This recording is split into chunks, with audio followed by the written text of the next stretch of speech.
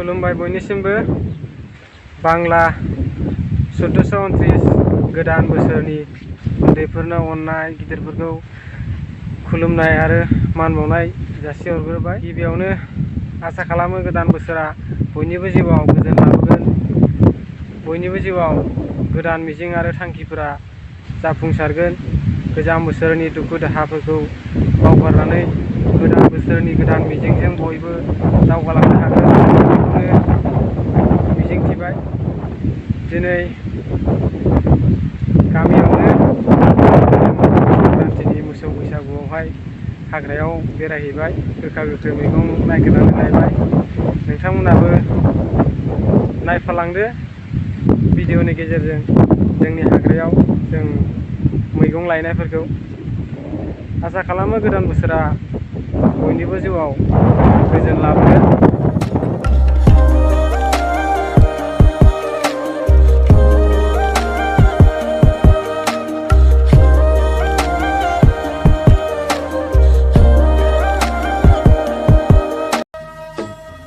बिफां बारस्लाय दाउखौआ मानो गाबो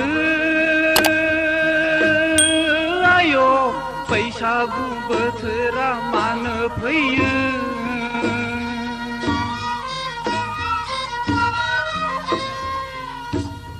आय'। दिंखिया गदानि बिजौ नै बियो नोगोर गोखा, गाव गोजाबो एवनानै जाजायो। लांनोसो बेखौबो गोखा गोखैयाव होफानो, बिजौ गोरलैया जाजायो। नै जोंना आसोलफ्रा सेलफिस लालागासिनो, हिट मजा संक्रान्ति। दिंखिया गदानि बिजौ। मा जिनिसयो? थालिर फस्ला। थालिर नामा? बेनाना? बोरै जानांगौ बेखौ? अनलायनायजों भिडिअ खालामलायनानै नुसिगोनलै बे। जेबो नङा, सिख्लाफ्रा फसायगोनसो।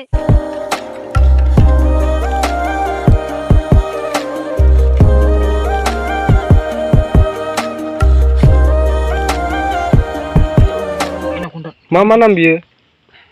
मिथिखाया नामा मोनसेबो? बे सिब्रु। ओमफ्राय बेखौ मिथिखाया? जाबावलामोन नामा? बे अन्थाइनि मैखि। बे अन्थाइ गिदिरनि मैखि बियो। दालाय गोलांनाय। ओमफ्राय बैलाय? बिजौआनो गैबावा ओमफ्राय।